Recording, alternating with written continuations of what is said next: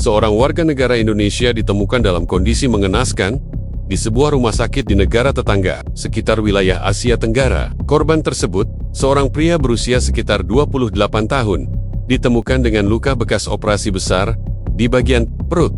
Setelah dilakukan pemeriksaan lebih lanjut, diketahui bahwa satu ginjalnya telah hilang. Keadaan korban sangat lemah, tekanan darah tidak stabil, dan mengalami infeksi poskoperosi yang parah. Pihak rumah sakit tempat korban dirawat melaporkan kejadian ini ke kepolisian setempat karena adanya indikasi praktik ilegal terkait perdagangan organ manusia. Hasil penyelidikan awal di lokasi menunjukkan bahwa korban adalah bagian dari rombongan pekerja migran yang masuk ke negara tersebut melalui jalur tidak resmi. Informasi itu segera memicu keprihatinan di kalangan aparat Indonesia, terutama di Direktorat Perlindungan WNI dan Intelijen Gabungan. Korban, meski dalam keadaan lemah, sempat memberikan keterangan singkat. Ia mengaku awalnya direkrut oleh seseorang di daerah asalnya di Indonesia, dengan janji akan diberangkatkan ke luar negeri untuk bekerja sebagai pelayan restoran. Tawaran itu termasuk fasilitas akomodasi, transportasi dan gaji tetap yang disebut-sebut jauh lebih besar dibandingkan penghasilan di dalam negeri. Korban yang berasal dari latar belakang ekonomi lemah, menerima tawaran tersebut tanpa banyak pertimbangan. Korban kemudian dibawa ke kota besar di Indonesia bersama puluhan calon pekerja lainnya. Mereka diinapkan di sebuah rumah penampungan selama beberapa hari sambil menunggu proses keberangkatan. Dalam perjalanan, mereka dibawa menggunakan kereta api menuju wilayah perbatasan sebelum akhirnya dipindahkan dengan kendaraan darat ke titik pengumpulan lain. Di titik itu, mereka kemudian diselundupkan melewati perbatasan secara ilegal. Sesampainya di negara tujuan, alih-alih bekerja di restoran sebagaimana dijanjikan, korban dan Rick Enrico-nya justru dipisahkan dan dikurung di sebuah lokasi tertutup. Dokumen identitas mereka disita. Akses komunikasi diputus sepenuhnya. Korban mengaku sempat melihat beberapa rekannya dibawa keluar satu persatu, namun tidak pernah kembali.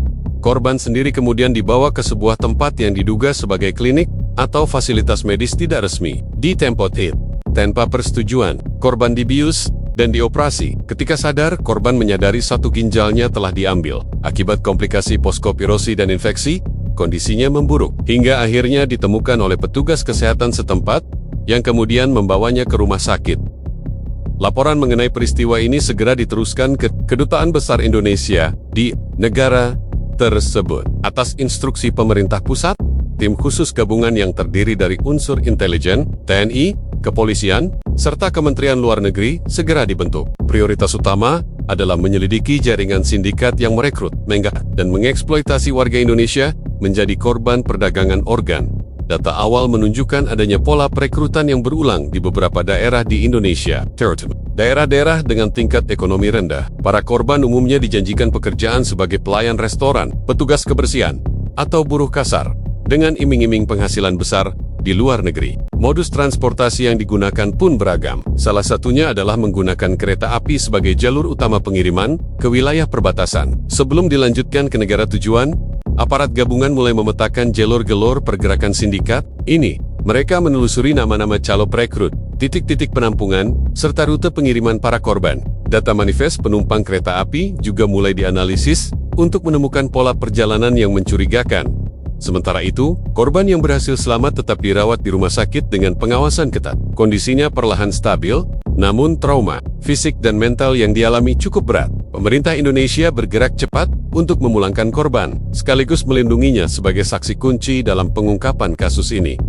Situasi ini tidak hanya membuka fakta kejahatan, perdagangan organ, namun juga menyoroti lemahnya pengawasan terhadap jalur keluar masuk tenaga kerja migran secara ilegal. Kasus ini menjadi alarm keras bagi aparat penegak hukum Indonesia, bahwa sindikat besar yang terorganisir lintas negara tengah aktif memanfaatkan celah keamanan untuk menjalankan praktik keji tersebut. Pemerintah memutuskan untuk tidak hanya merespons sebagai kasus individual, melainkan menjadikannya prioritas nasional dalam memberantas jaringan perdagangan manusia, terutama terkait eksploitasi organ tubuh. Investigasi intensif pun dimulai, dengan target utama mengungkap seluruh struktur sindikat, mulai dari perekrut di dalam negeri, jalur transportasi, hingga pihak-pihak yang terlibat di luar negeri. Dalam hitungan hari, tim gabungan mulai mengidentifikasi titik-titik rawan yang biasa dijadikan tempat transit para korban. Jalur kereta api menjadi salah satu fokus utama, mengingat kemudahan akses dan mobilitas tinggi yang dimanfaat oleh jaringan penyalur ilegal. Aparat intelijen diturunkan untuk menyamar, mengamati pergerakan mencurigakan di sekitar stasiun, dan memantau aktivitas pengiriman manusia secara sembunyi-sembunyi. Di saat yang sama, diplomasi intensif dilakukan dengan negara tetangga untuk mempercepat pertukaran informasi dan kerjasama dalam membongkar jaringan ini. Bukti-bukti mulai dikumpulkan, termasuk rekaman CCTV, data komunikasi, dan kesaksian dari korban yang berhasil diselamatkan. Semua elemen aparat negara bergerak dalam senyap, menghindari kebocoran informasi yang dapat membuat jaringan sindikat melarikan diri. Operasi penyelamatan besar-besaran pun mulai dirancang, dengan harapan dapat menghentikan tragedi perdagangan organ yang selama ini berlangsung secara tersembunyi, namun sistematis. Tim gabungan yang dibentuk oleh pemerintah Indonesia bergerak cepat setelah menerima laporan resmi terkait kasus hilangnya organ tubuh WNI di luar negeri. Prioritas utama adalah memetakan jaringan sindikat perdagangan manusia yang telah terbukti, mengeksploitasi para korban dengan modus penipuan lowongan kerja. Data yang dikumpulkan menunjukkan bahwa pola perekrutan dilakukan secara sistematis, terencana, dan menyasar warga Indonesia di daerah-daerah dengan tingkat ekonomi rendah dan tingkat pendidikan yang minim. Para perekrut, yang mayoritas adalah warga Indonesia sendiri, menyusup ke pelosok-pelosok desa, menawarkan pekerjaan di restoran atau tempat usaha di luar negeri dengan iming-iming gaji besar dan proses pemberangkatan yang mudah. Mereka memanfaatkan situasi ekonomi yang sulit dan ketidaktahuan masyarakat tentang prosedur kerja resmi ke luar negeri. Imbalan yang dijanjikan, jika dikonversi ke mata uang lokal, jauh melampaui standar penghasilan rata-rata di daerah-daerah tersebut, sehingga banyak orang tergoda tanpa melakukan verifikasi lebih lanjut.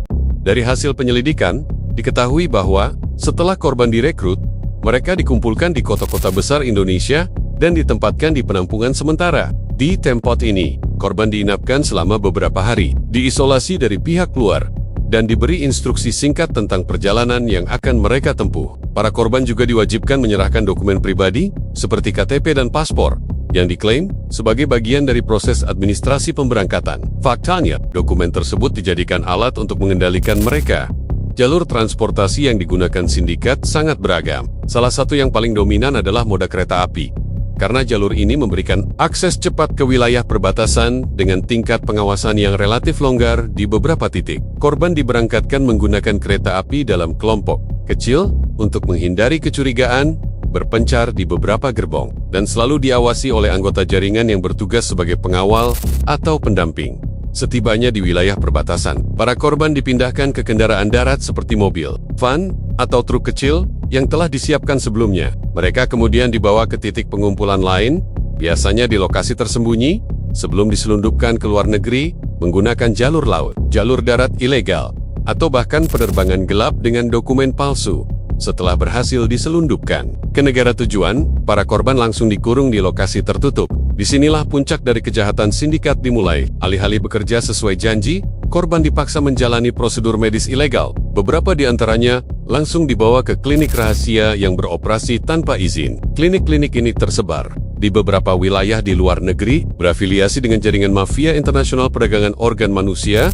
Para korban yang dianggap dalam kondisi kesehatan baik, terutama mereka yang memiliki golongan darah yang banyak dicari, menjadi target utama pengambilan organ tubuh. Operasi dilakukan dengan cara paksa, tanpa persetujuan, di bawah ancaman kekerasan, atau bahkan narkotika yang diberikan untuk melemahkan perlawanan. Dalam kasus yang terungkap, ginjal adalah organ yang paling sering diambil karena tingginya permintaan pasar gelap internasional. Beberapa korban tidak pernah kembali setelah menjalani operasi ilegal tersebut. Mereka diduga tewas akibat komplikasi atau sengaja dihilangkan untuk menghapus jejak. Hanya sedikit yang berhasil selamat, seperti korban yang pertama kali ditemukan di rumah sakit negara tetangga dan menjadi saksi kunci dalam pembongkaran jaringan. Ini tim intelijen Indonesia yang diturunkan ke lapangan, mulai mengidentifikasi titik-titik rawan di dalam negeri yang sering menjadi jalur pergerakan sindikat. Stasiun-stasiun kereta api besar, terminal bus, dan pelabuhan menjadi fokus pengawasan. Petugas gabungan melakukan penyamaran di berbagai lokasi,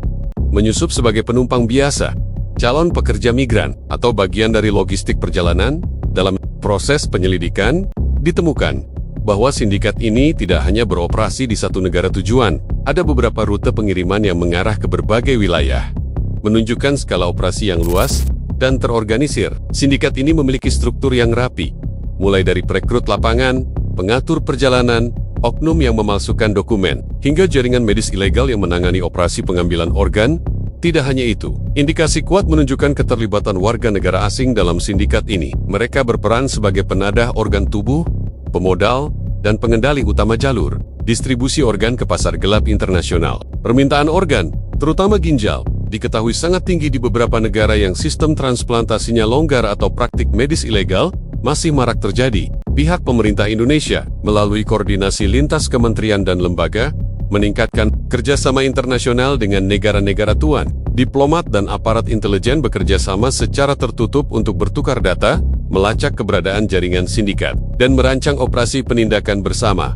Laporan-laporan yang diterima semakin memperkuat dugaan bahwa perdagangan organ ini telah berlangsung selama bertahun-tahun dengan ratusan korban potensial dari Indonesia. Kebanyakan dari mereka hilang kontak dengan keluarga setelah diberangkatkan, atau dalam beberapa kasus, dikabarkan meninggal dengan penyebab yang tidak jelas.